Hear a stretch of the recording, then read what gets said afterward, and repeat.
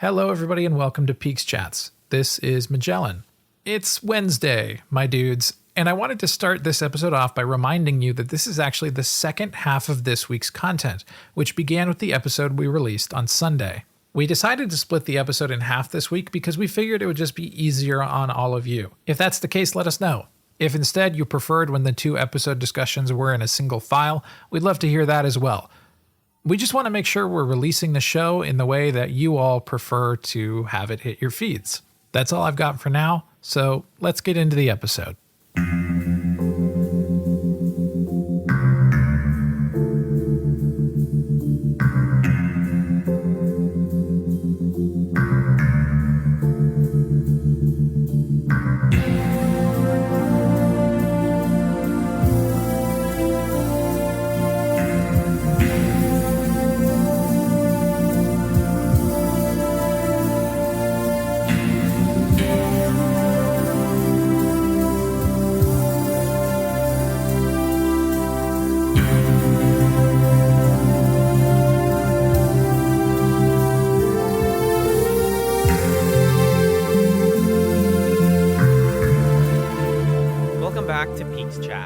The second episode we watched this week was The One-Armed Man. It was directed by Tim Hunter and written by Robert Engels. It aired May 3rd, 1990. And Magellan, can you please tell me what happened in this episode? Sure. In this episode of Twin Peaks, Cooper questions Dr. Jacoby, who suspects Leo Johnson is the killer. Gordon Cole, Cooper's supervisor, calls in with Albert's report. Josie Packard spies on Ben Horne and Catherine Martell. Hawk tracks down the one-armed man. First of all, IMDb summary. Hawk is not the only one who tracks down the one-armed... Oh, no, he's the one who starts the investigation. That's fine. Yeah. And second of all, Magellan, I need some help. I need someone. Okay. I love... this. Madeline is a twin of Laurel Palmer. We need a twin. For the second half of our episode this week, we're joined by a special guest, and I hope he lets me be his daughter again. It's Nick of the Brothers at Infinite War.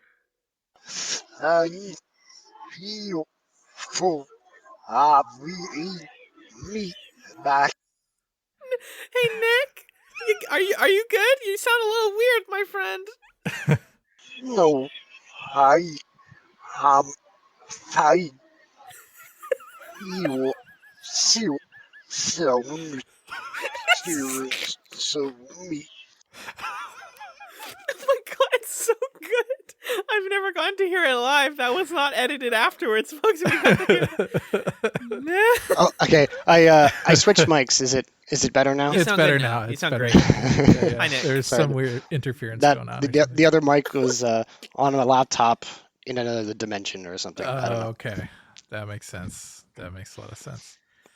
Yeah. Well, welcome back to the show. We let Alan enjoy that cold. Yes. Thank We you. didn't play that for Alan ahead of time. This is Nick's triumphant return to the main feed. Nick has joined me on a handful of the Chats Files episodes, which have been a delight. And I think this is the first time we've had you here since we piloted the X-Files and we're talking about the Babylon 5 spinoff Crusade. It must have been 20 years ago or something at this point. A million years. Yeah, I think it was. I was going to pre-COVID. spit it into the million years, 1,000 years ago Delenn speech. Yeah, sounds about right. Exactly. But it's good to have you back. Yeah, we've had there's been quite a collection of shows since then. Yeah. And actually, in spirit of that, I do have an alternate BNL title if you want it. Oh, a little shoot. Chats Just to throw Files that out feature. there, our usual Chats file. Wait. I have the clip for that. Hold on. You're my alternative girlfriend. If you want to understand that, please go over to patreon.com/chatspod, and that'll make more sense. What is it? The power of that soundboard. It can do anything. My alternate title for this one is Enid, which is the word dine backwards, as in the diner. Really good. Oh, shit. That's really good. It goes on many Oh, levels. And now we could pretend that Enid was actually subtly a secret Twin Peaks reference Wow. before Twin Peaks came out, I think. Wow. Yeah, there you go. That's really good. Oh, So that's the kind of quality that Nick is going to be bringing all episode long to this fine show. So we gave you the option of coming on for the first half or the second half. What made you choose this episode, and what did you think about it overall? I had seen all the first season and a few until season 2, and I just hadn't come back to finishing it there. And that mid-season, it kind of blends together in memory. So it wasn't really that I had a particular episode like, oh, this was the standout episode. I'll go for that. I was just like, oh, which episodes are in there? Roughly when you guys are recording. I was like, okay, One Arm Man. Okay, sure, I'll take it. It sounds like something happens in that one. Yeah, it sounds like something happens. At least I know Yeah. that, maybe an arm gets blown off and I forgot. No, it's not quite that. Yeah. But no, its quality is good, and as that whole middle section of just you're finding more things out and things are being revealed and you're following along with the mystery. So yeah, Yeah. it's a good episode. Yeah, Alan, what do you think of this one? By the way, for those keeping score at home, Nick is the 4th guest on PeaksChatz and who has not finished season 2, and the 3rd who tried it and gave up. So when we get there, you're all sticking with us 2 episodes a week, and you're gonna love it. I was specifically thrilled when you guys announced that you're doing Twin Peaks because it was like gonna give me that excuse to come back to it because I good. knew that you guys talking about okay, yes, season 2 drags, but people liking still the ending. Fire Walk with Me, I've heard a lot of good things about that. A lot of people really like it, and certainly The Return. The Return is one of the best television events of all time. Yeah, I know. I know it also. My understanding is it also drags quite a bit, but it's like just like everything's building, and then satisfactory Yes. conclusion, I guess. I guess again, I don't know the details of it, but that's just my impression. So Yeah. I know I have stuff to look forward to. I just need that. I only have so much TV viewing in the week, and Chats is taking up a chunk of it. And hey, it's that one show I want to finish anyway. So I love fantastic. it, and There I'm you go. happy to have you with us, and I'm excited to get there. Last thing I want to say for people who follow us on Twitter, 100% of the Chats gifts, the like cleverly edited Chats gifts, are from Nick at Martian Yes, and Human's yes. Body. So just as a pre-plug, if you get it, you can do a plug later, but that's entirely on Nick for making those amazing pieces of Chats content. Anyways. Can you tell I don't want to talk about the One-Armed Man? It's kind of a decent episode. Does Twin Peaks know what it wants to be right now? I feel like we're doing good things and we're doing bad things, but we're already sagging, and we're in like episode 4. What's it going on? What about this episode felt that way to you? The mic stuff and the parrot stuff specifically felt like such just like we need something new. Like the part when Albert is like or Gordon calls and is like, Albert determined that it's a parrot, and they're like, oh my god, it's a parrot, and I'm like, none of this matters. Even if I didn't know more about the story, like, and I was watching this for the first time, right? I'd still be like, okay, what does knowing that she has bite marks from a parrot, like, what does that? It tells us that it's related to Jacques Renault. That's the ultimate conclusion of this episode. And so now they're gonna go after him or whatever. Yeah, I mean, it definitely, this episode more than previous ones feels like they know what nugget of information they want the episode to end on, which is like send our squad to One-Eyed Jacks, send them to Jacques Renault, dig into that stuff more. They know that that's where they want the crew to be directed by the end of the episode, and then the middle of the episode is, and we're just going to kind of, and Cooper even says at one point, sometimes the shortest path between 2 points isn't a straight line, which is a ridiculous justification for we wrote an episode that doesn't make any sense. Yeah. And we're just going to do it. But it falls in line with the show kind of being a detective story, but also really just being a send up of detective stories, or a purposefully confused and strange detective story. So it makes sense, but it's frustrating as a viewer because you want for things to matter, and not everything in this episode matters. And I think obviously us watching it in you can watch it at your own pace. It's already, all the episodes are there. I can imagine back on the original airing, there's a certain amount of patience to get through the middling Right. episodes Right. Right. week to week. And then the whole, quickest way in a straight line, but now I got flashbacks to Andy and Harry both giving different estimated times. How long to get there? I have 30 that minutes and clip. 10 minutes. Depends on how you drive. Like, Yeah. does he drive like an old lady, or is Harry just he's the sheriff. He can just speed how much he wants, I guess. Right. He just turns the siren on and he can just book it. I have that clip just so we can hear Andy's delivery because it's really good. Traveling east on Highway 12, how long will it take us to reach the Timber Falls Motel? Half an 10 hour. minutes. Depends how you go. He's so Like, mad. He's so ready. I love Andy, but then really is like he can't see anything without crying, can't shoot a gun, doesn't know Yes. how to drive, and other things that he can't do that I won't talk about until later episodes. Yes, right. The one thing that I loved about this episode was the amount of Andy and Lucy that we got, and just how funny this one is. I think that some of my favorite comedy moments happened in this one. So at least, for that purpose, I ended up liking this one a lot. And it starts pretty strong with the comedy. One of the early things that happens is Truman and Hawk and Andy come into the police station, and Lucy's watching Invitation to Love. And we get a great Invitation to Love clip and a great line from her, which goes like this. Invitation to love.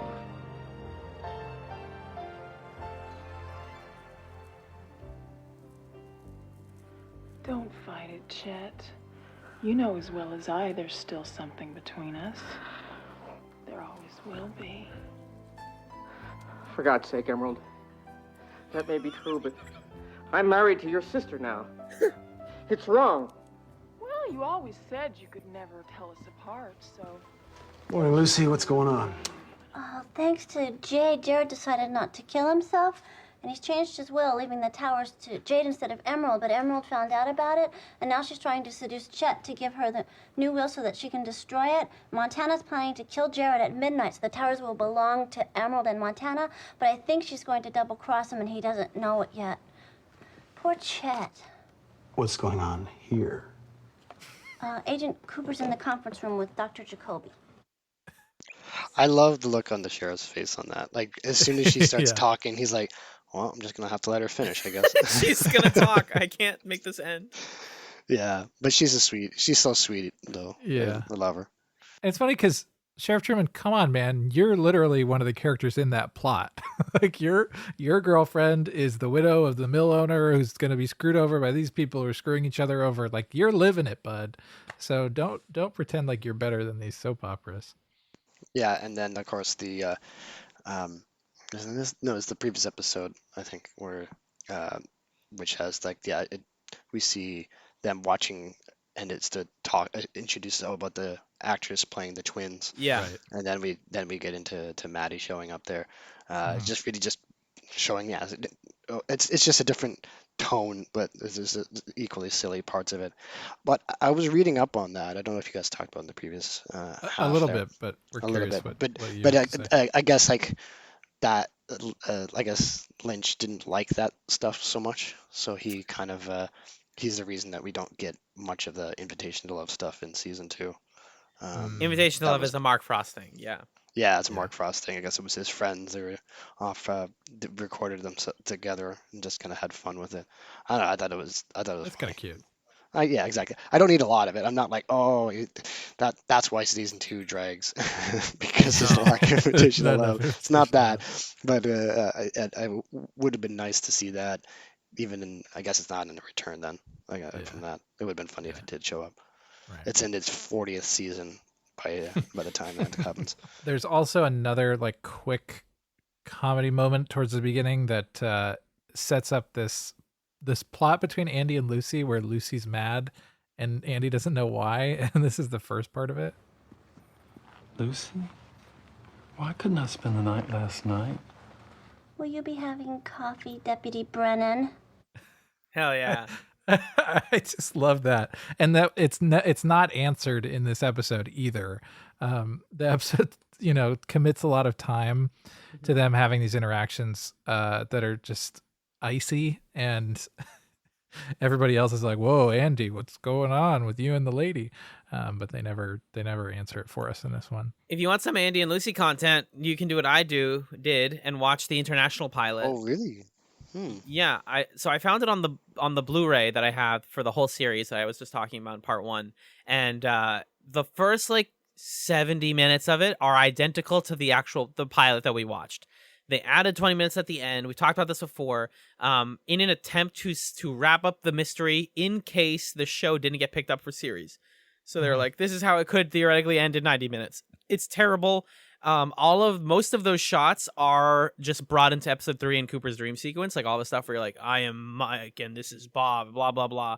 That stuff's all just shot in like it's kind of cool to learn more about it though, and to see it not in like in a dream, like that weird basement that Bob is in. We actually just realized that that's in the hospital. And that's neither here nor there because it's no longer canon technically, but like, yeah, that weird basement it's in the hospital, and like Cooper and Truman go downstairs in the hospital and like fight him, and they like fight Bob, and it sucks and I hate it. But the reason I mentioned the international pilot is the way they introduce that stuff is so the real pilot ends with Sarah Palmer seeing the vision of somebody taking the necklace, right? And she also has like seen images of Bob. They segue that by Lucy receiving a call from Leland in her home, and she's in this like silk pink nightgown. It's very like silly though. It's not sexual. It's very like she's in like her mom's nightgown, and Andy's on the couch next to her playing the trumpet. He's just like trumpet. What? She's going burn, burn, burn, burn, burn, and she's playing like not racquetball, the one where it's like the ball on the stick. She's just playing. I think it's a sexual joke, guys. Like, I think that's the joke here. That he's playing the trumpet and she's playing racquetball. But she's just doing that, and then Leland calls and he's like, "Hey, can you tell the sheriff that like my wife had a dream?" And she's like, "Yeah, I guess." And he's like, "Do it right now, please. Please put him through. It's urgent." And then the implication is like Andy just comes over and they hang out. It's so weird, but I mean, I guess it could have been worse. Instead of a trumpet, it could have been a rusty trombone. Yeah. Yeah. Thank you, Nick. Bum, bum, bum. Oh boy. That's so Where's the strange. soundboard doesn't have like a like, come on. Oh, it does. You're looking for one of those. Yeah. Of course it does. Why did you think it didn't? But yeah, that's the only takeaway from the international pilot. I just wanted to bring that up because Andy and Lucy content is few and far between, and it's always good. Yes. But yeah, they're fighting. Agreed. I think it works well in this episode, just as much as like everything else. We're just learning more, and like now we got this other mystery, right? Like, why is she upset? But of course, that's the real mystery in the show. Yeah. It's why is Lucy upset with Andy? Yeah. Yeah, but of course, Coop there is the one who's very observant always, and he says like, "Why is she mad?" Like, always he's picking up on everyone's tells right away. I said this in part 1. Exactly. Right? I said this in part 1. He's ultra perceptive. Yeah. And then I think in this one when they go off and do the shooting range and they're like, "Oh, he missed," and he's like, "No, I just shot back through the same holes and made a little smiley face, like I am a super cop." So creepy. Oh my god, so creepy when Cooper does that. Yeah, we can let's just talk about all the cop stuff real quick, because I think that's like a cohesive plot, and that's where all these comedy moments happen. I think my favorite laugh of the episode is they're in the shooting range, which they're there because Andy makes the mistake of dropping his gun when they're going into a motel earlier in the episode. And so they need to do shooting practice, but they're also interspersing it with talking about, girl stuff. And then Hawk has this wisdom for all of them where he says this: "One woman can make you fly like an eagle. Another can give you the strength of a lion. But only one in the cycle of life can fill your heart with wonder and the wisdom that you have known a singular joy." I wrote that for my girlfriend. Local gal? Diane Shapiro, PhD Brandeis. The whistle. So funny. I just love that subversion of, because we got a little bit of, Native American wisdom at the end of the last episode. And I like how that quote sets you up to think that that's what's going on. And Hawk says, "I wrote that for my girlfriend." Yeah, he's just got the heart of a poet. There's nothing about the. Yeah. But Yeah. and then of course, then when they ask if she's a local girl, and it's this apparently incredibly educated person, you know, like, oh, okay, you know, like it's again trying to just give you a unexpected answer. Right. That's right. But I love how, I mean, it's cheesy as well, but like when he starts giving his poetry or whatever it is you want to call it, they just their faces just go to immediately captivated, like, oh, like, you know, you could see Yeah. that sudden Oh, the actors didn't, there's no subtlety, they just went, wow, like, you know, they're So already amazed on the wise. first syllable. It Yeah. was great. Loved it. Yeah. Another cop scene, just the one that tops the episode off. After the invitation to love stuff. What do we make of this Dr. Jacoby interview? I want to talk about this briefly. Yeah. Let's get into that. So super well shot. Russ Tamblyn of Babylon 5 Explorer class fame, right? Do you Is guys? he? I don't know if you remember that. You guys didn't say anything when this is going deep chats now. Yeah, good. On Chatsalon 5 when he was on an episode. I don't think you guys mentioned about recognizing him back then. Oh, Captain Jack Maynard. Yes, Captain Jack with his cowboy boots on the dash, I think. Yeah. So he just, you know, he goes east past Hawaii and then gets on a spaceship. Oh my God! It's a reference to Twin Peaks because he's a Hawaii nerd. I don't remember that at all. If I show you, if you look up Jack Maynard Babylon 5 and go to the wiki image on, you'll be like, oh shoot, and you'll feel really dumb. Jack Maynard. He's the dude who's in an Explorer class ship, friend of Sheridan's, and Yep. they get knocked off the beacon, and then they have to go rescue them in hyperspace. Oh yeah. Okay. Yep. It's this guy. Everything. I don't remember a single minute of Babylon 5 except like the 3 memes that we had. I'm sorry to say it. Also, he's the father of Amber Tamblyn, great actress. Just saying.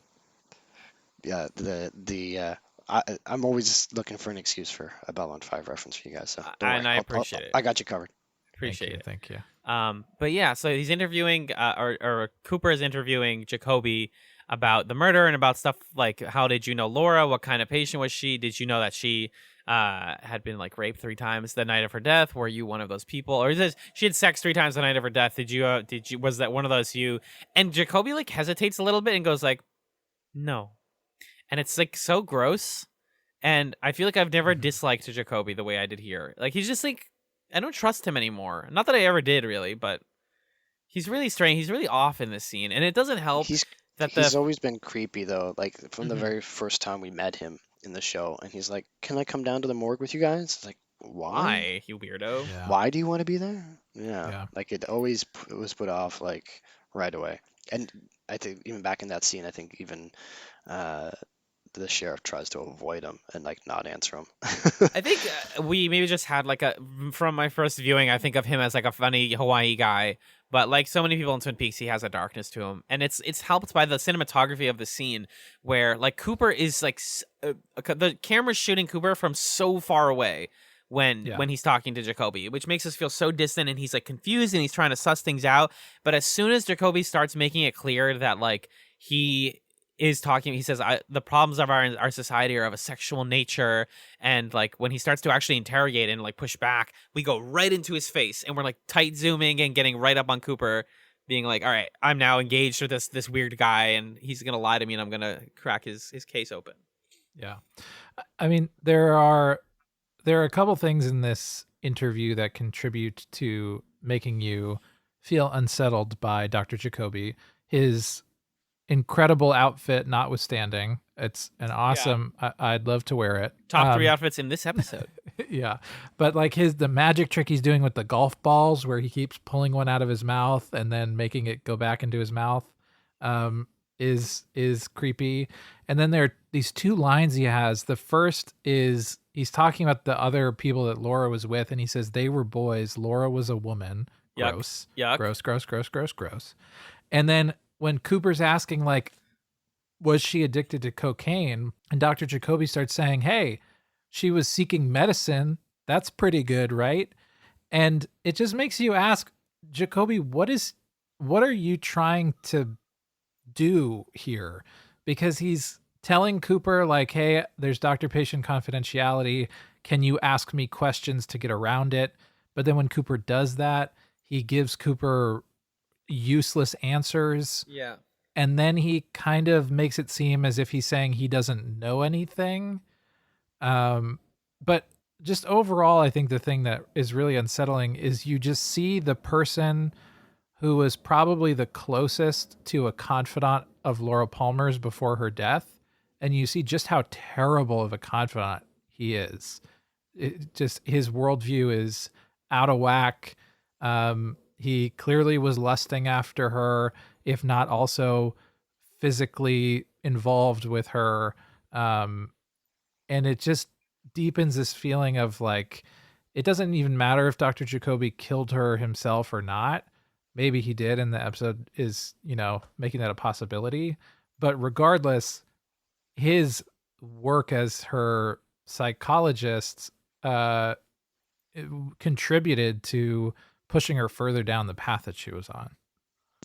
Yeah, his worldview was so skewed that literally when he's talking about Tibet, and he's just like, my world travelers only go so far at east as Hawaii, which would be west, and that's just right. Yes. how it just threw me off. Like, what?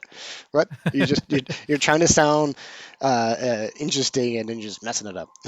Yes. What's the deal also with at the end, Cooper's like, all right, thank you for the help.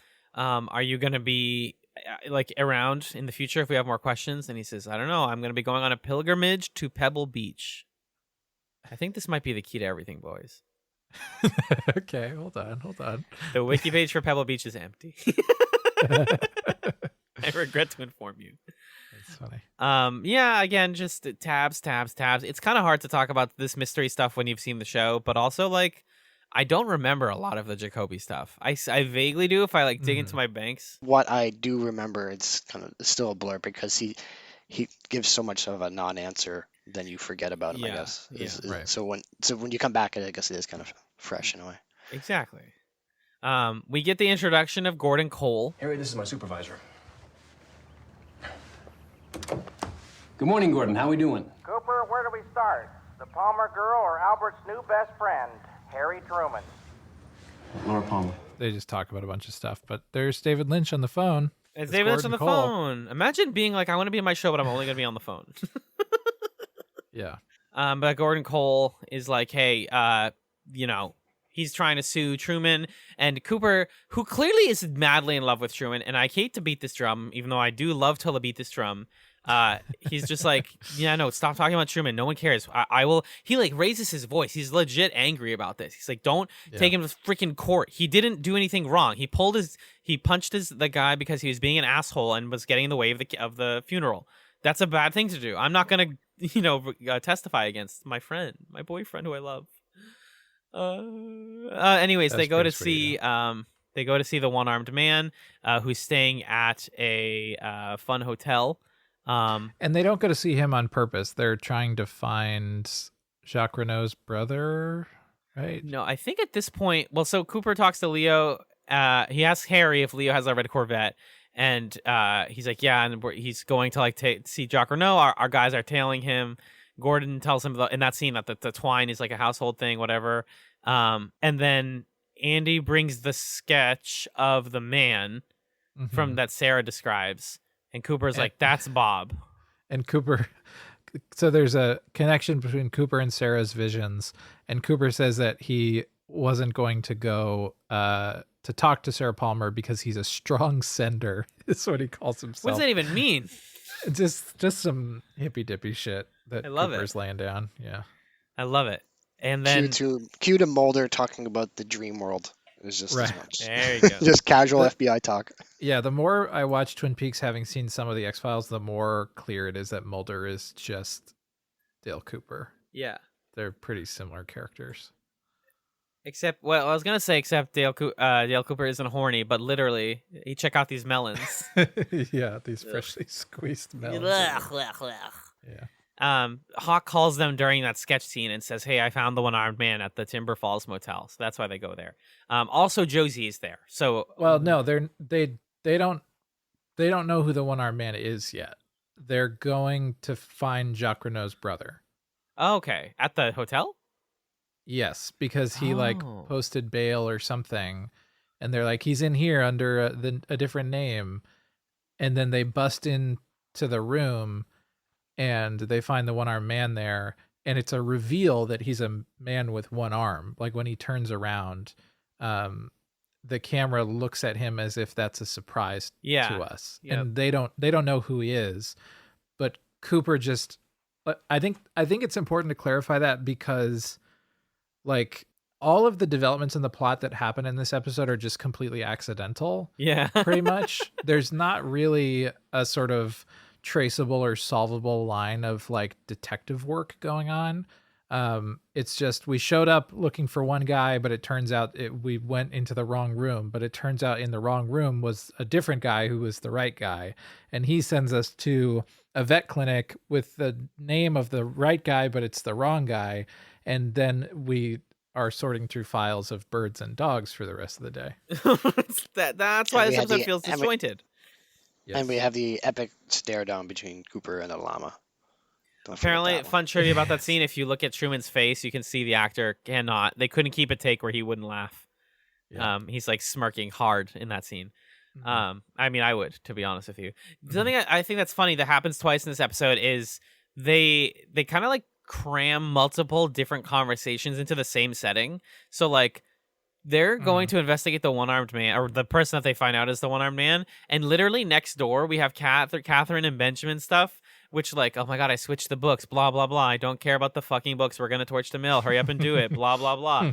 But then you hear the gunshot from Cooper and them, like, you know, getting shot through the door, and then you go back to Catherine and she goes, oh, that sounded like something. Anyways, so the ledger, and it's like, no, go away, go, I don't want to see that part of the plot at all. Yeah, the only good part of that scene is when Ben Horn is like, well, I'm gonna go give Elvis a bath. What does that mean? He just has an Elvis bath toy. He's just a strange guy. I love him. Yeah. Also, a poker chip falls out of his pocket, and it says one eye. She knows it's One Eye Jack's. That's the plot thing. But they show him the drawing. This is so weird. There's so much red herring crap here. That's why it's also like, what are we doing? Philip Gerard, who is this one-armed man, has a friend, and he's like, is your friend named Bob? And he's like, yeah, Bob Lydecker. I love him. He's my best friend. He's in a coma. He's like, wait, really? They're like, yeah. He's like, yeah, go to this veterinarian's office.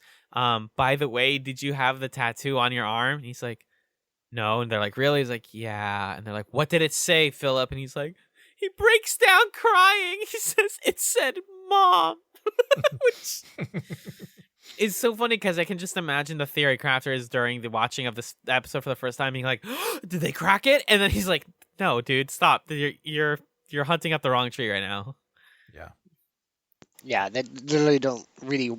I guess that's one of the things I think was the pushes for the show, right? Is that part of them, they didn't really care about solving the mystery. They just like telling the story around it, and the characters and the setting and things like that. So yeah, I think if you know that watching it, you're gonna just be like, no, okay, I'm just gonna enjoy the ride, and not to be like, oh, when are we gonna get tangible information? Just be patient. It only comes later, I guess. Yeah, and Nick, like, I'd love to do the algebra to figure out like where all of the important moments are going to happen, but according to Audrey in the following scene, in real life there is no algebra, so I can't do any math. I don't know how to do math. Do we stand Audrey Horne skipping class? Is this a good model for young girls? Fox News investigates. The only thing I really want to mention quickly about the scene with Audrey and she's in the girls' room there is that I don't know if you guys commented on this previously, because it's like the background decoration on the doors. Yeah. And it's like a EKG meter, right? Is that what it's supposed to be? That's how I see it. Yep. I mentioned that it's a red horizontal line, but in the bathroom it bounces like an EKG. Yes. It's like the last blip and then it flatlines. That's the look of it. I'm not sure if that's what it's supposed to represent or what, or is this an existing? Was this? I don't even know if this was shot like on just an existing school, or if it's full on sets for just a few scenes. Yeah, but I think it was a school, because I know there was an article in 2019 from Days.com that says the Twin Peaks High School is being demolished. So I think it was David a real Lynch's final conclusion. He's just taking it down. Yeah. So more likely it was a high school that they modeled. I think my least favorite thing about this episode is that a lot of the scenes between two characters are there for information to pass from one character to another. Yep. So like Catherine and Ben Horn with the chip, and Audrey and Donna. Audrey telling Donna that she knows that Dr. Jacoby was treating Laura, which neither of them knew, I guess. And then Donna telling Audrey about Laura's mom's vision or whatever, or she tells James about that later. And as a viewer, yeah, this stuff has to happen, but it's not particularly interesting to watch when the characters don't have an interesting reaction to it. But I do like this idea of Donna and Audrey deciding to team up to be super sleuths, sort of, off the beaten path of the mystery. I think that's a good development that's going to get them both into compelling trouble. I mean, we have to give, I guess, some leeway for the show because obviously now we have shows that are like, oh, it's supposed to be built around a 10 episode large storytelling format, with a whole arc, and maybe they have a little bit more experience to go off of. How do you make these middle episodes where it's just leading to the next part? But back then, yeah, it's a little bit still a learning process. Although I guess that slow build up of the return shows maybe Lynch is that's just how he does it. He likes to tell. He still tells the long story, and he just happens to break it into episodes because of the medium. Yeah, the return is the closest, because when people always say like, oh, the biggest tragedy of Twin Peaks is that it was meant to be a certain length and they dragged it, and then there was so much network interference in the second season that they couldn't possibly make the show they wanted. The return is what you get when he gets to do exactly what he wants, which is he makes a story that holds it back. It's what it's trying to say for so long that it actually like doubles in effectiveness by making you wait for it. It's like the metal in the samurai sword. It's folded in multiple layers, and then the final product finally is fantastic. Exactly. I guess another excuse for it is that this is a show that was airing week to week. And so this is a way for the show to remind the audience of these particular details, along with characters learning about them. So yeah, that's fair. The Blu-rays also have both the Log Lady intros from when this show aired on, I think it was A&E or like Bravo, maybe. A&E. I was gonna try to find those. It's good to know that those are out there because I wasn't sure. The truth is out there, Nick. The Log Lady is out there. There's a way you can set it when you play the episode to play the Log Lady intro first, and they're not really worth commenting on. I've been watching all of them now. I caught up on the previous ones. I just wanted gift material. That's all I wanted. Yeah, you can. They're probably all on YouTube, honestly, but they're mostly her just like vaguely proselytizing about themes of the episode, for like a minute. And they're good, but that's what they are. And then it goes to a recap. It actually it says it's Cooper going previously on Twin Peaks, and we get a recap. And sure. I imagine that those also aired when the show was coming out to be like, hey, there's a lot of characters in this freaking show. But speaking of too many characters, we start to like bump into the fringe of having one too many, in my opinion. When Hank is introduced formally here. Would you say that I've got one man too many in my life, and I'm married to him. Sound familiar? I wanted Norma so badly to be like, yes. Yes. That's a great line from Shelley when her and Norma are venting in the Double R Diner about how they are having the same plot arc at the same time. If you at any point thought that it was good TV criticism to look at Norma and Ed and to look at Shelley and Bobby and be like, there's kind of a parallel there. And if you were like, oh, wow, the show's doing this like subtle thing, then by the way, it's not subtle, because now we have this new guy who's, basically Leo and like buddies with Leo as far as we can tell. Yeah. Do you want to tell us about him a little bit, Alan? Yeah. So Hank is a criminal boy. Hank Jennings, played by Chris Mulkey. Again, I don't know how to describe him. Like I think you were saying, was that on pod or pre-pod? Where you said he looks like Huey Lewis. Pre-pod, yeah. He looks like he looks like an 80s bad boy grew up a little bit, and you're like, oh, gross. Oh, you know who he looks like he looks like oh my God, Quantum Leap. What's his name? Oh my God. Scott Bakula. He looks like a tall, evil Scott Bakula. Yeah. Wait till season 8 of Quantum Leap when that happens. But yeah. I mean, he hasn't, obviously, by the time we're recording this, he hasn't, he can't possibly be listening, but I'm sure the hair on the back of Ryan's neck is standing up right now if we're saying bad things about Bakula's Quantum Leap.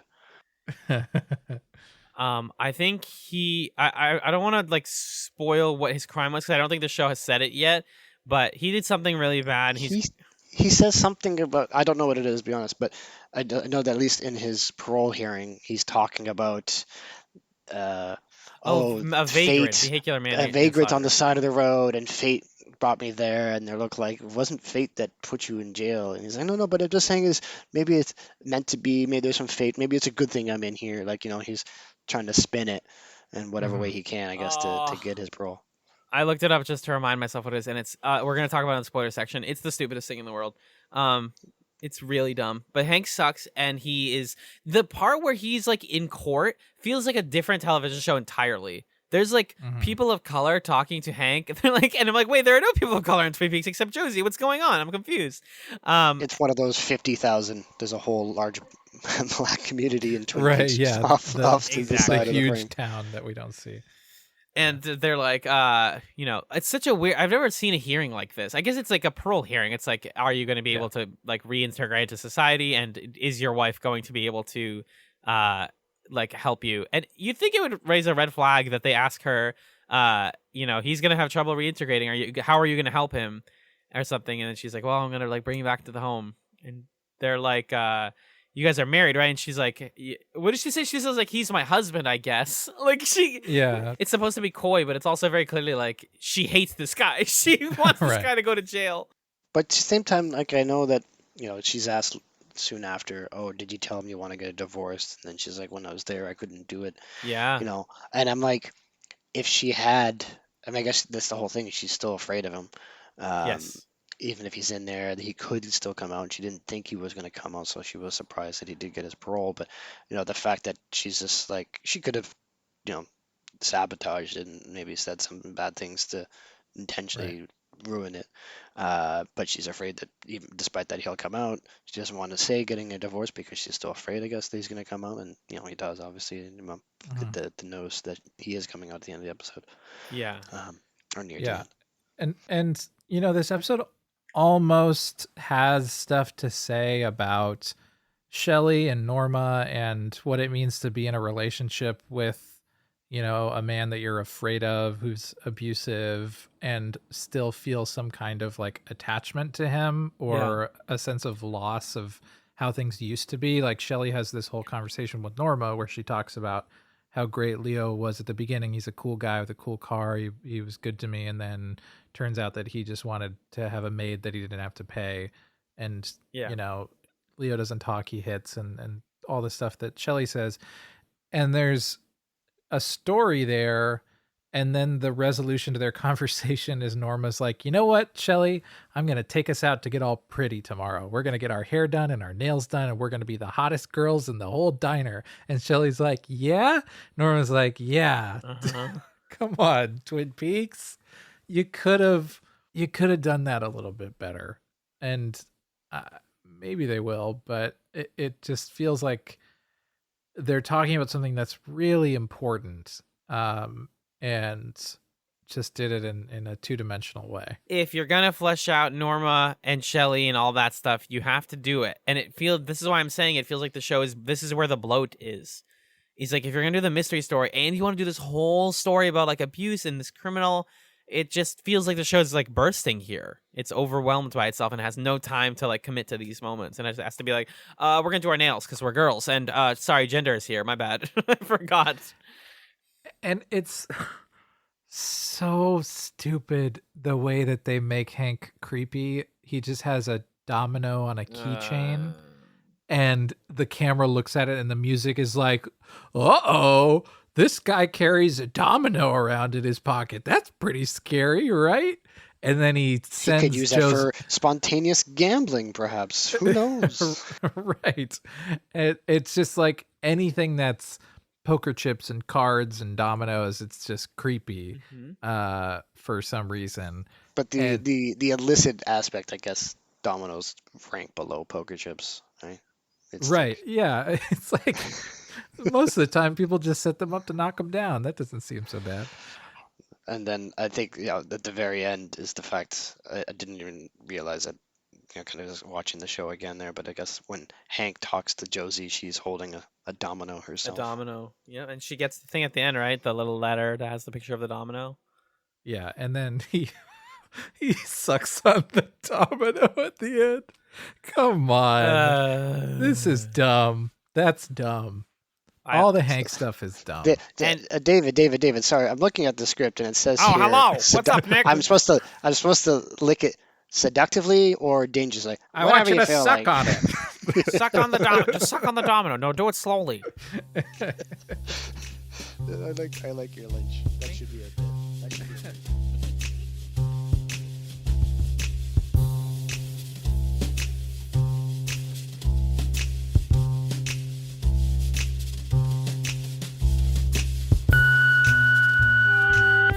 Diane, it's July 19th.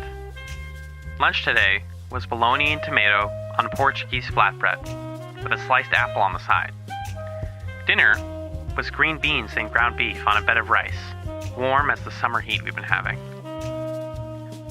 I'm heading out to be among the Douglas firs this week in the beautiful state of Vermont. I'll be sampling the local food, drinking the local coffee, of course, and seeing what I can find amongst those woods. Now, I won't bore you with the long story, but, I've been guilty of biting off more than I can chew. And I do consider myself an optimistic person, Diane, but that optimism is a double-edged sword in many ways. As Voltaire once put it, optimism is the madness of insisting that all is well when we are miserable. It is a sort of madness, Diane. A cruel, cruel madness. Now, I want to believe that I can do everything. I want to be the best detective, spend time with those I love, and find time for myself. But Diane, life on this earth is finite, and it hands us challenges every single day. Occasionally, we must reel in that optimism. So for your sake and mine, I plan to go into this excursion with an open mind, a full heart, and a hungry belly. Wish me luck, Diane. We'll talk soon. Diane, 7:11 p.m. A word of advice. Don't expect to be full by afternoon if all you ate that day was coffee, salad, and a dry bowl of Honey Smacks. I had to call in some emergency sweet and sour chicken. Sauce as red as the sun is right now through the haze of what I can only assume is industrial smog. It's funny just how picturesque the dangerous things can be, and that applies to the smog and to the sweet and sour chicken.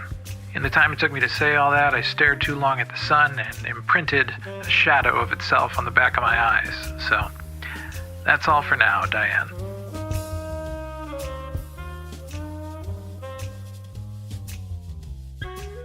There are two amazing background moments in this episode of Twin Peaks. One of them is when we go to the gas station / convenience store / whatever the heck is here.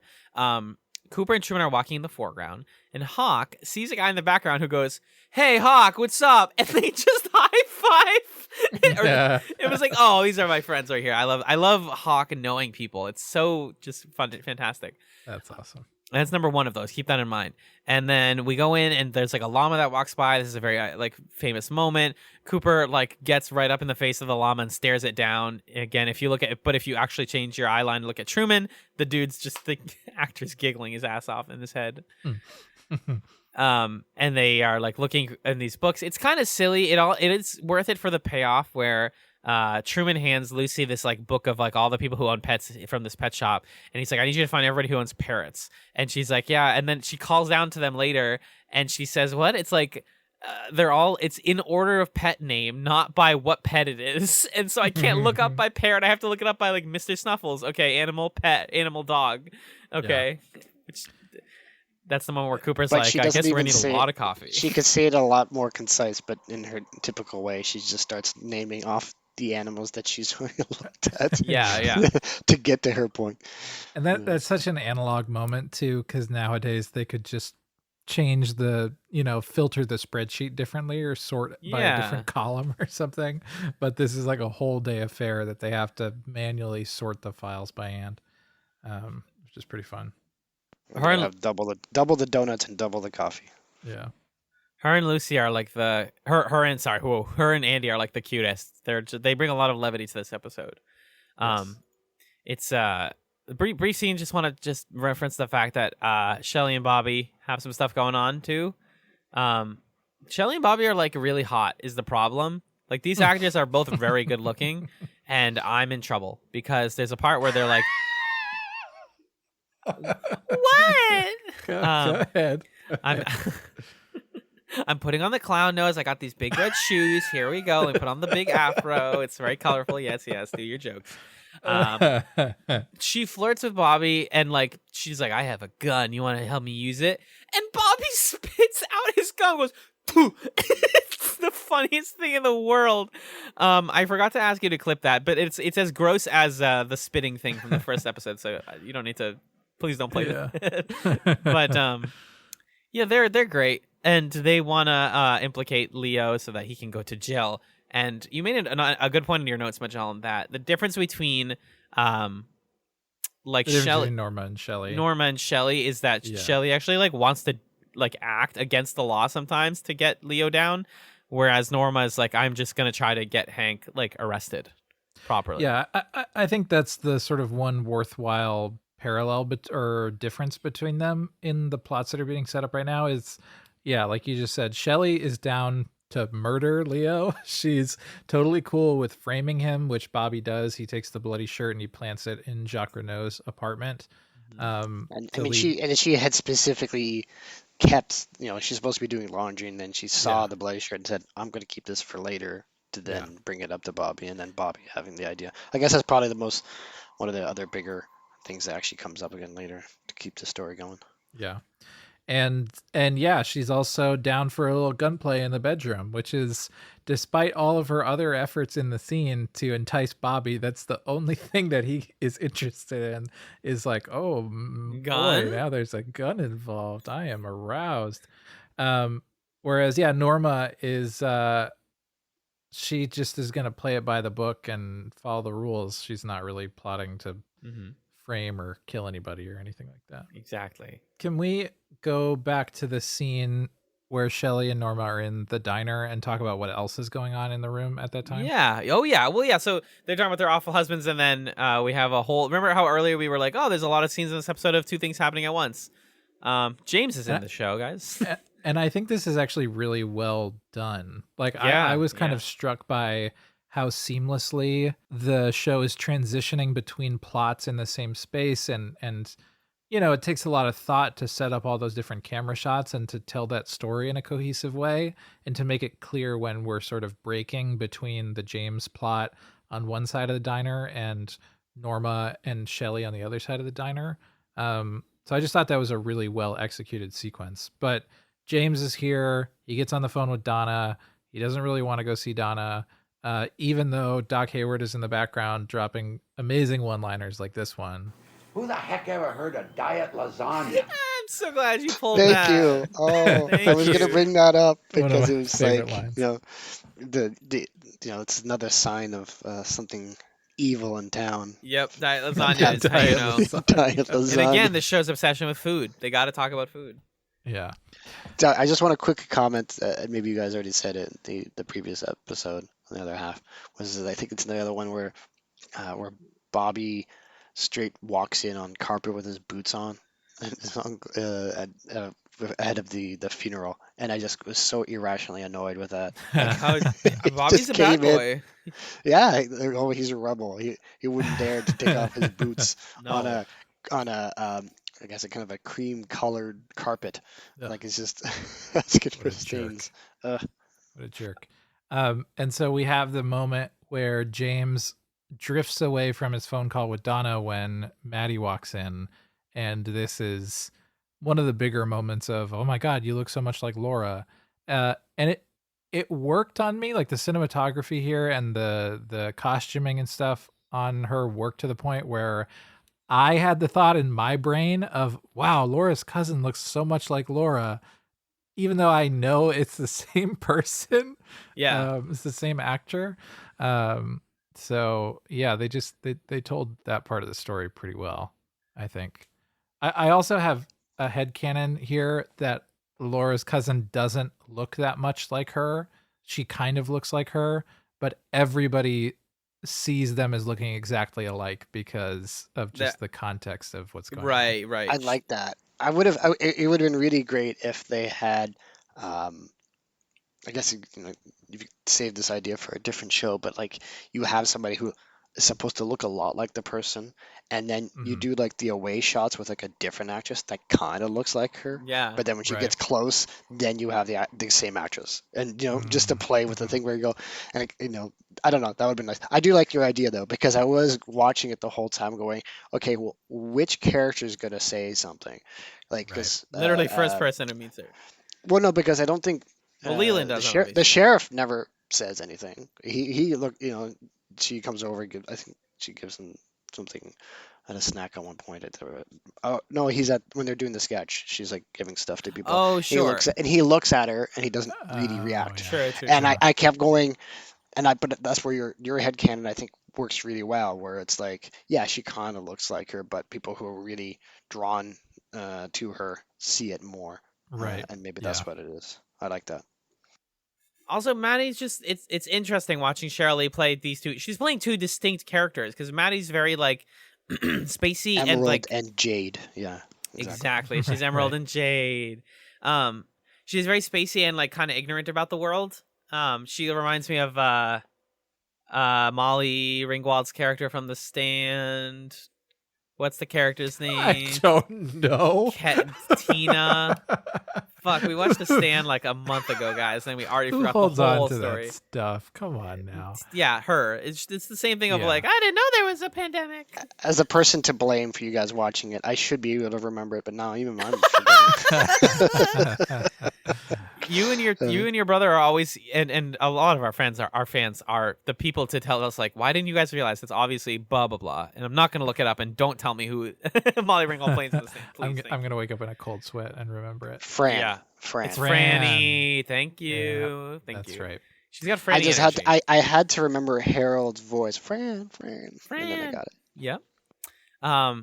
But anyway, she's talking about like, I'm from Missoula, which I'm pretty sure is not a real town, by the way. It's in Minnesota, but she's from a fake place. And she's mysterious. Missoula's real. You've just in insulted Montana. all the listeners from Missoula. Is it really? I don't a real know. place in Montana. Shoot. Okay, sorry to all the people from Missoula, Montana. All right. I actually have a friend from Montana. North Dakota. I got North Dakota and Montana mixed up. You're not allowed to talk about the show anymore. Okay. Quick, You're Alan, the Albert of this Alan, podcast. quiz time. How many Virginias are there? Just checking. 2. Okay. I did almost say North and South Virginia though. It's a good thing I didn't say that out loud. You almost got completely rocked by a Canadian just now. About American geography. Yeah. Anyways, Norma tells them, hey, Hank got his parole. I'm sad. My husband's going to come back. And then we get a really cool scene. Not too many notes on this one, but Ben Horn is on his big 90s cell phone talking to Jerry. And did you guys catch this joke where he says, he's like, no, get this guy off the phone. No, I don't know what happens when you combine a Norwegian and a Swede. Get out of here. Jerry, who was that weird jokester? Yeah. Did you guys get the joke? I'm going to say whoosh. No. It's not a play on words. It's about Norwegians and Swedes. What is it? What's the answer? If you combine a Norwegian and a Swede, you get a socialist who wants to be king. Is that like a standard joke? Yeah, I guess. I Googled it. Oh. They talked about socialism in Twin Peaks. Checking off the boxes, baby. It was just on the other side of a phone call that we didn't hear. On a joke that we didn't hear the punchline for, yeah. But yeah, so Jerry, he's on this exercise bike right in front of the fireplace, presumably to sweat, because he's wearing a sweatsuit. And there was this belief in the 90s especially that if you wore a sweatsuit, you would lose weight because you just sweat more. I don't think that's a 90s thing. I think that people do like hot yoga. Yeah, Same premise. Same Isn't premise. it in the old timey videos where people are in that sweat box where there's just their head sticking out, right? Yeah. So I think that's kind of a thing. So I guess that's why he's by the fire. And also Ben's just that kind of dude who takes a phone call while he's on the exercise bike right by his gigantic fireplace. But his fit here is very good. This is my favorite outfit from this episode. He's just like in a purple jumpsuit or whatever, a sweatsuit. And I think this is the part where Audrey walks in and says like, Dad, I want to be a part of the family and I want to live my life. And, if your daughter's in high school and you're ignorant and don't pay attention to her, you're probably thinking like, wait, I can make money off of this. This is great. But she's really just trying to get to the perfume place because that's what Donna told. She told Donna and she learned it and she's going to do investigations. We love to see it. And it humanizes Ben Horn a little bit, right? Because even though he's a terrible monster of a man, he does genuinely want to have a relationship with his daughter. Yes. And that's endearing on some level. Nick, what do you think about Ben Horn? What's your take on our favorite boy? I was just going to make a quick interjection about the now is the time for the fashion corner to come in and talk about the sweaters of the 80s or something. I don't know. Yeah. But no, he's just a character. Although I'm not going to say what my favorite moment that I did see of him because it's in with his brother when his brother comes back, which is just bizarre and I love it. I'll write in about it because it just cracks me up every time I see it. It's the bread thing. The bread thing. Okay. But no, yeah, exactly. Part of me wonders, like, what are his plans really for his family? Because he's like very apprehensive about her actually getting involved in business. He wants her to just go make some beds in the hotel. Like, is his plan really, she's gonna get, I don't know, he's gonna just marry her off or somebody else, and that's that? Does he really have any? Did he have a thought of his own for her to be involved? Doesn't seem like it. Because it seems like she's sort of making him think for the first time that she could be his successor, and he's kind of like, oh yeah, I do want a successor. That sounds really nice, actually. So I'm going to continue having affairs and burning down businesses. I'm going to live a young man's life forever. Like that. That's what his ideas are. But yeah, so she did successfully tap into his something I guess he didn't really think about at all. But he couldn't say no to it either. And I think it's shot in a nice way too, where they must have composited together two shots or something. There's this moment where you see the side of you see Ben's face in profile and Audrey's a little further away, and there's this kind of like dreamy outline to his head. I thought it looked cool. They must have done a split focus lens or two shots together or something like that. Although it did, when you say about the dreaminess of it, like, it was kind of interesting because a lot of times that split focus will be very much like a matte thing where it's like straight, but it actually kind of followed his face, so the focus was very short on his face on that split side. So that's why everything around him, because everything around him is behind him by a distance, is all very blurry. So yeah, it definitely had that look. Yeah. And then with the fireplace light adding to it. Ben has all of his best like familial times in front of the fireplace. That's just the way he lives his life. He's talking to his brother, he's talking to his daughter, he's having a great time, and he's like the master of his kingdom in a way. His throne is the exercise bike. He's the epitome of 90s capitalist excess. My brain is expanding at a rapid rate so big we're going to need the FBI. Anyways, just some police investigation stuff. I wanted to point out the other background moment that I loved in this episode, which is when Cooper and company are getting ready to bust into Jacques' apartment. We get like 10 seconds of two people playing a tennis game in the background. Oh, yeah. And it looked like documentary footage. It was awesome. And they're like, yeah, and then they finish and they're like, nice, good game. And they shake hands over the net. And then the camera just goes, moo, here's Cooper. Anyways. It's just, I love the sense that the show, it's like, again, the investigation is the last priority. It's there, I guess. Yeah, we'll show it, but I mean, whatever. We want to watch these people play tennis. David Lynch just really wants to show you what a small town in USA is like. In his 100%. No, for sure. That's what he wants to explore, but he's not a documentarian. He'd rather make short movies on Netflix about talking monkeys. True, and make videos about the weather. or whatever he's doing in COVID these days. He's like making YouTube videos about the weather. It's a whole thing. Yeah, you got to check out his YouTube channel. It's awesome. It's really good. He's basically just like, it's July 6th and it's rainy today. That's Thank you. literally what it is. And he just ends it. But yeah, we just get a bunch of like investigation-y stuff, crime stuff. They bust into the apartment. Bobby plants the bloody shirt. He jumps out the back window. They chase him in the car. This is like cop drama stuff. Ben Horn meets Leo in the woods per a recommendation from Hank, who tells him that Leo's good people or something. This is just one of those like, did you know that everybody knows everyone? In case you didn't get it. Right. Ben is asking Leo to burn down the sawmill. This is fine. And finally, Donna convinces James to come with her to check out where he buried the necklace. In the first episode, she says Sarah Palmer had a vision that it was taken away. And he's like, come on, Donna. Where's the necklace? What's going on? What's a vision? And then she goes, I believe the line is, Laura used to always say that her mom was like spooky or something. She doesn't say like had visions. She says like she was mystical or something. And they have a lovey-dovey moment. And then we wrap up our episode by, first off, I love that David Lynch doesn't ever want to start a scene in the part that you think it will. Like, we're in Josie's house, but instead of like showing her, we see this like white deer on her wall, which there's no symbolism here, I don't think. It's just like cool looking. Really goofy. It does look so weirdly taxidermied and bad. I loved it. And there's just a ton of Dutch angles, and she's finding out stuff. Are we gonna add another tier to the Patreon, which is to get Alan a weird taxidermied head for the wall? That's the new goal. The new stretch. Truman calls her and he's like, "Hey, were you at the Timber Falls Motel?" And she's like, let's call tomorrow. Bye, love you." Sorry, honey, gotta go. Pete, I made you a sandwich with mayonnaise.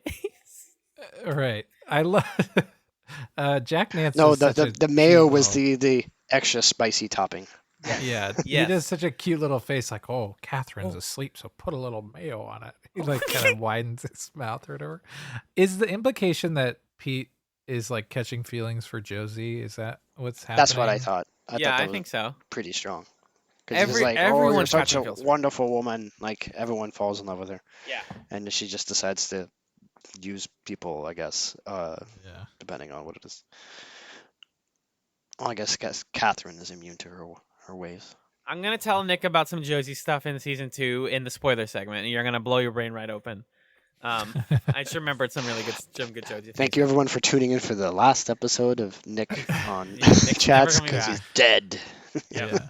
And then there's just the question when she's on the phone with Hank at the end of what's going on there. It seems like she's going to hire him to do something for her. Yep. Yeah. So we'll see how that plays out. Probably in a goofy way. Probably, yeah. Don't tell anyone. Yeah. Twin Peaks. It's a show of ups and downs, and it's a show of one-armed men. So that's what I have. Do either of you have anything else you want to talk about regarding this episode? Oh, I do have one note from the wiki. So there was the bit about the llama, and then another thing on the wiki is that there was originally a deleted scene in this episode between James and his mom that was cut. Oh, do we ever see James's mom? No, so. I looked it up. And that scene was then written into episode 10 in season 2 and then cut again. Wow. So not much to say about that, except that was the thing. But that's what I got. Fabulous, Magellan. Fabulous. Can you tell me what we're watching next time on PeaksChatz, please? Sure, I surely can. So, next time on PeaksChatz, we are watching the next 2 episodes of Twin Peaks, and it's actually our penultimate season 1 episode. Sheesh. That's how few episodes are in season 1 of Twin Peaks. So, first off, we have episode 5? Yes. Yeah. It's what's called episode 5. The 6th episode, which is named episode 5. Exactly. Yeah, which is also called Cooper's Dreams. There you go. Cooper and company have tea with the log lady, who tells them there was a third man following after Leo and Jacques the night Laura died. At Jacques Renault's cabin, Cooper, Hawk, and Truman find Waldo the bird. Oh, we're going to get the bird. Where's Waldo? And then we have episode 6, which is called Realization Time. Audrey cons her way into working at the perfume counter where Laura worked and discovers that it's being used as a... Well, do I want to spoil this? No. I'm going to skip that. Yeah. She discovers something. James, Donna, and Maddie plan... She discovers perfume, perhaps. Yes. James, Donna, and Maddie plan to lure Jacoby away from his office. Mm-hmm. Oh, okay. I wonder how that goes. Yeah. Oh, man, that was really great. Nick, first of all, thank you so much for joining us, man. It's always a pleasure to have you. Thank you for inviting me back. I was happy to join on this one. I was looking forward to the show in general. I feel full.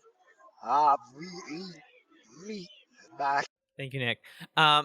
Is there anything you'd like to plug? I should have done my plugs in reverse voice speak. The whole thing, yeah, like a minute long. I linked it to Magellan, the website that I found that would help you to reverse your voice. Okay. But it's still, even with that, it's still multiple takes to get it. And even then, it's not. I don't think it's quite as good as the actors did on their scenes in the show.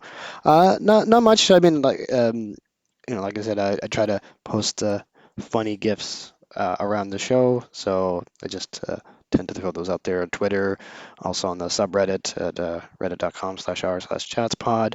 About to resume the Throat Chats Thursdays about Avatar. Kind of took up Oz just as season 1 of Avatar finished on the Throat Chats, but gonna kick that back up again. Got a little bit more time for it. Yeah, I'm excited for it. I appreciate all the work. We appreciate all the work that you do for chats and otherwise. You're great.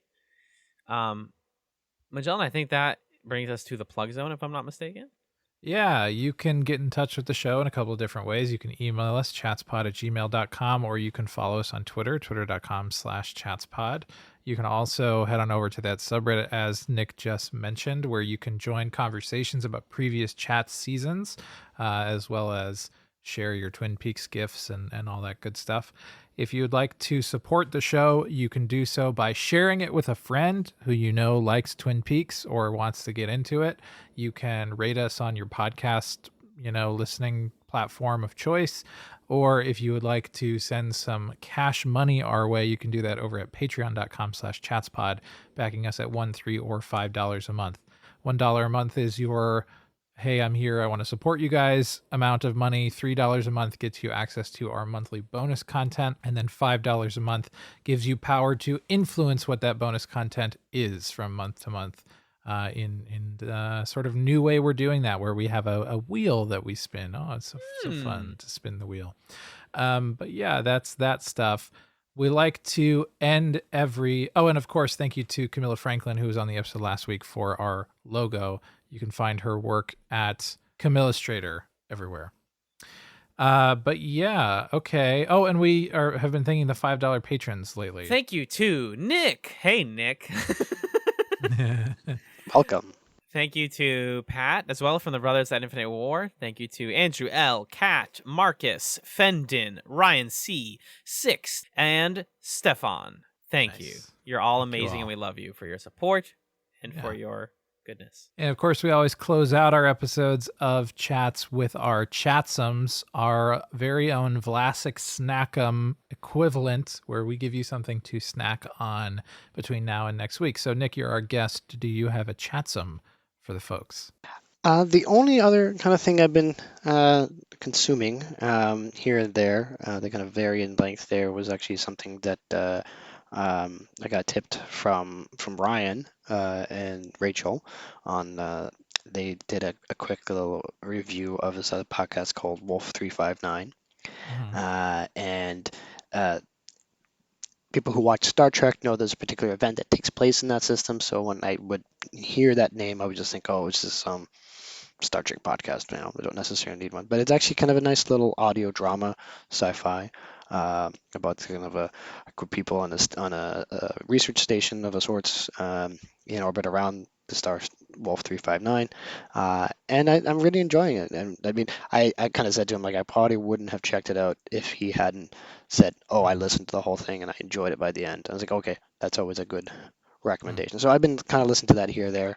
It's kind of my filler between chats or other main podcasts because it's already finished. So I don't feel like I need to keep up on it just to take it when I have the time. So I've been enjoying that. So it's I think it's worth a listen. Wolf 359. Yeah. Very cool.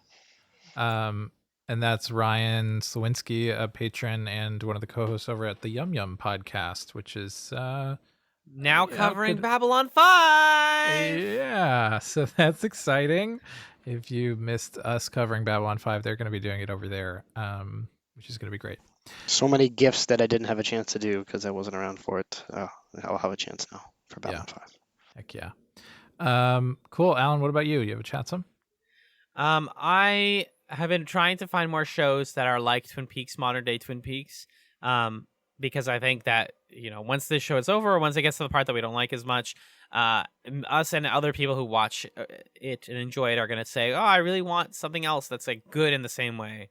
Unfortunately, there's nothing that is as specifically. There's nothing. The X-Files. Well, so you got options, right? You got the X-Files. I've mentioned The Killing. The Killing is a little bit darker and less quirky. If you want more quirky, you have stuff like Wayward Pines. If you want more of the like thoughtful stuff, you have The Leftovers. You want good ensemble, you have Lost. But if you want good like small town people acting realistically and hanging out and having drama, FX's Fargo is like an underrated gem. It's such a good show. I love it a lot. And I think I'm ready to give it a firm chat some. I've been trying to get back into it now after watching the first 2 seasons. I want to see that season with Chris Rock in it, and it's really good. FX is Fargo on FX. That's the show. Here it is. Nice. Margaret, what do you got for me? My Chatsum is a YouTube channel that I discovered in doing some research for my other podcast, which, by the way, let me just plug real quick, is Super Smash Echoes, where my friend Justin and I talk about games from franchises represented in Super Smash Brothers. And our most recent episode was on Metroid Prime. So I was looking up video essays about Metroid Prime just to get a sense of what the conversation is around that game. And I came across a great YouTube channel called The Geek Critique, which has long form video essays about video games. So The Geek Critique has done a long video on every Sonic game, a long video on every Metroid game. And those are the main series that are over there, as well as some other videos that I haven't looked as much into, but I watched a few Geek Critique videos. I watched like a whole hour-long video on the Shadow the Hedgehog video game. Oh, yeah. I watched the Metroid Prime review, which is tough but fair. Yeah, so that's a great channel if you're looking for 30 to 60 minute long video essays about video games. The Geek Critique. Sometimes I am, dude. Sometimes I am. Yeah, me too. Yeah, there's a couple of good channels that I watched there, like it was a video game historian, and like he goes into like this really obscure hardware that like, oh, I might remember this one, but that one I had no idea. The ColecoVision. Or it's like the NES that was a floppy disk version, which is I guess where the first Castlevania was on that system. Oh no. Oh, the disk system. Yeah. Yeah, that existed. I was like, oh, interesting. Wow. Yeah, no, I love that stuff. That's I dig it. Well, that's going to do it, folks, for this episode of PeaksChatz. Thank you all very much for listening. Thank you again to Nick, and thank you to Magellan for being the rock to my hard place. And that is a damn fine podcast.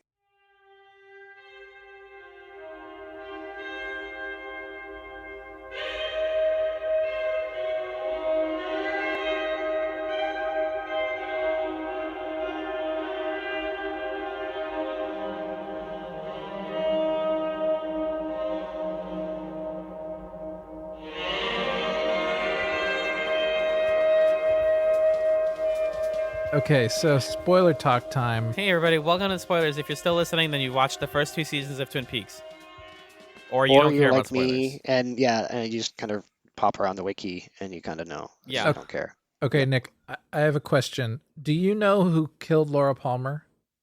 Yeah, in the same way of like Jim's description is very similar, Okay. where I knew the outline of it, and I kind of understand a little bit about Judy, but not a Whoa, lot. you know Judy stuff? Oh, I don't Whoa, know back Judy up, stuff. back it up. I don't know Judy stuff. Don't say Don't anything. say anything about Judy stuff. Don't say anything about Judy stuff. Okay, that's fine. But you can talk to me But later. but you can know DM me.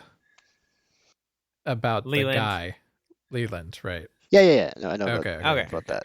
So, because I was wondering in the first episode that we watched, we see Leland like in a lonely way dancing to this jazz music, and nobody will dance with him. Yeah. And I was starting to wonder, at what point did the people writing the story know that Leland was the killer? Like, was that scene written to be just sort of a scene about like his grief overtaking him, or was that meant to relate to him being the killer? And it's not clear to me when the writers knew. Or even when the actors knew, because I think the actors, obviously their portrayal is heavily influenced by what information they're given. If it's not in the script, they sit them down to the side and say, by the way. So I did find out when the actors found out, which was like right before they shot the scene where it was revealed that Leland killed Laura in season 2. So Ray Wise, the guy who plays Ben Horn, who they were setting up to potentially be the guy, and they shot like a whole scene, which we'll talk about when we get to that episode, but they shot a whole scene where it's like Ben is revealed as the killer and stuff. Oh. Yeah. But Ray Wise, the guy who plays Ben, and the woman who plays Laura Palmer, David Lynch sat them all down and he's like, okay, Leland's the killer. And they didn't know until then. Huh. Which is really strange because, yeah, like you're saying, Nick, actors bring to their performances the things that they know. And so that makes it just strange to see all these Leland scenes where he's acting odd. And yeah. But he must have had some, like I said, it's a question of the writers knew that that's what they were going to do. But like maybe the writers kind of said, or thinking, oh, he's tormented by grief. Well, but then I guess later, if we decide to make him tormented by some kind of guilt, possession, or whatever, then it works either way, and we don't have to tell him if we change our mind. True. So yeah, it worked both ways. Yeah, it's not the first time that there's been a tortured Leland on a dance floor. Right, and not the there's last. another one. Yeah, exactly. There's another one later, which I did gif way back. God bless. But yes, Yeah. so this is good. Yeah, it'd be interesting to know. The Alan, is there anything on the Blu-ray set, like as far as like interviews with Lynch or anything like that? I haven't looked at the special feature stuff yet. There might be. The thing is that David Lynch is notoriously like, when he even does do interviews, he's not like the kind of guy to be like, here's what I was thinking about the whole thing, because he hates doing shit like that. So it's unlikely. Okay, but so I'll look into it. even if there is an interview, he's probably not going to be revealing that. Yeah. He's more likely to talk about Dune than the birth of Twin Peaks. Yeah. Okay, the only other question I had from the first episode that also ties to this one is, so we know that the one-armed man, we know that Mike had a tattoo that said "Fire Walk with Me." Yep. What does that mean again? Okay, so good question. I'm the lore expert here, and I'm here to tell you that Fire Walk with Me is the poem that's used to enter the Black Lodge, first of all. Right. Fire Walk with Me, it being a poem means that like it's not a defined thing that's referencing something, but I always interpreted it as like, let the darkness into your life, embody it, inhabit it, dance with it, walk with it. The fire is like the evil, the corruption, and all that stuff. It's like don't block it out, inhabit it, you know? Okay, I understand. The brief description I had seen about it was saying like that it is a sign that someone's been touched by evil or whatever it is. Yeah. Although, because I like me watching the first time and him saying, "Well, did you have a tattoo on your arm? What did it say?" And without knowing what it actually did say, part of me was going to say, "Is it going to be Fire Walk with Me?" And then he starts going, "It's said Mom," and I'm like, well, but I don't know. Is he telling the truth? I don't know, because it doesn't make sense. Right. It needs to be something else. Also, he's not Mike right now. He's Philip Gerard. And Mike is the spirit inside of Philip Gerard. Okay. Just like, but he doesn't seem to be. He doesn't seem to be torturing him the same way that like Bob tortures. He does sometimes. Leland. He is sometimes. Bob is the spirit inside of Leland. Mike is the spirit inside of Philip Gerard. It's weird to me that Mike and Philip Gerard look the same. Bob, do they not? No, we just never see what Mike looks like. We don't know what Mike looks like. There's no Okay. depiction of him. He's always in Philip's body in the show. So Okay. there's no other image to draw from. No one's ever seen like a vision of him in the same way that they see visions of Bob. Exactly. I guess. I see. Okay, sure. You had asked in your notes who the woman that Cooper is referring to in the gun range scene is. Yeah. Do we ever learn he's talking about like an old relationship that seemed to not go so well? Yeah, we do learn who that is. It's in The Return. Okay. We'll talk about it. It's not like a huge thing. But yeah, it's that person. You'll realize who that is. Hank, just every bad thing in season 2 surrounds Hank. This is why I personally hate Hank so much. He's like the assassin for the show. He was the one hired to kill Andrew Martell. Okay, that's what I thought. Yep, but it doesn't work, and Andrew's alive and like hiding in a house somewhere. Oh, what the fuck! I forgot about that. Also, like the Josie's family come to try to take her back to Hong Kong.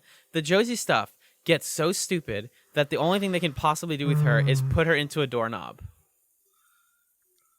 I forgot about that. I'm sorry to break it to you, but you're gonna get to Josie getting turned into a doorknob.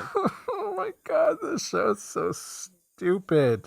Yeah, it's I can't stop watching it though. Same. Oh my god.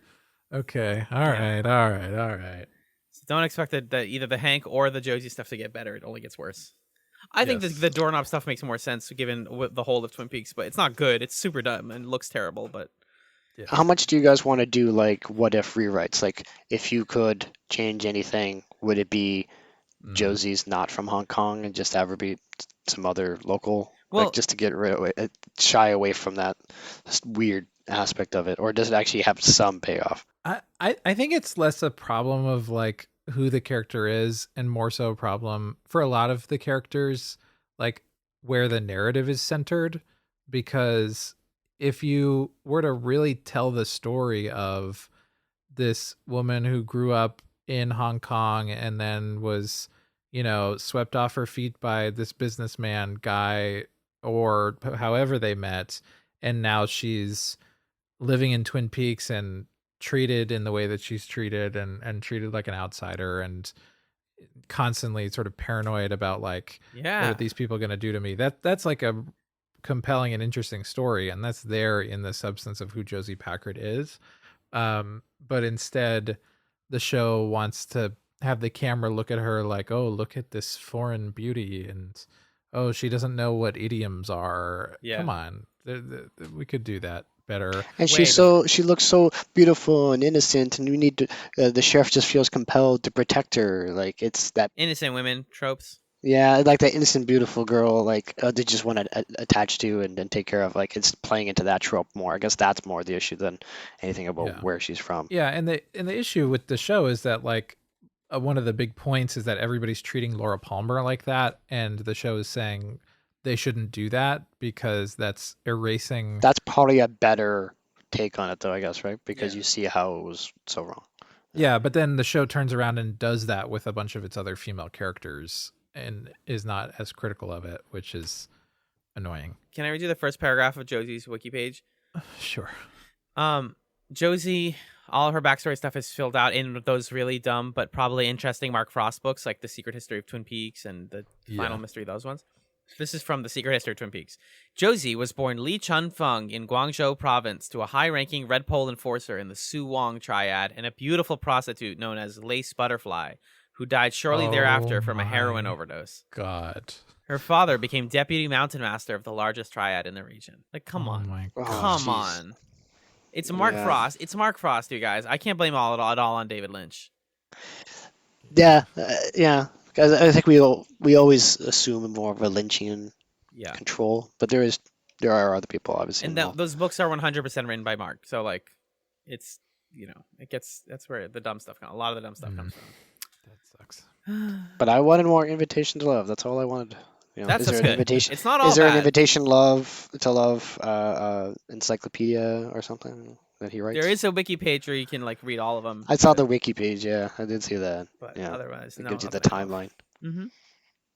That's what I got. Season 2 is gonna be so dumb. I'm so excited. Thanks everybody. Thank you again, Nick. And we are out. Bye-bye.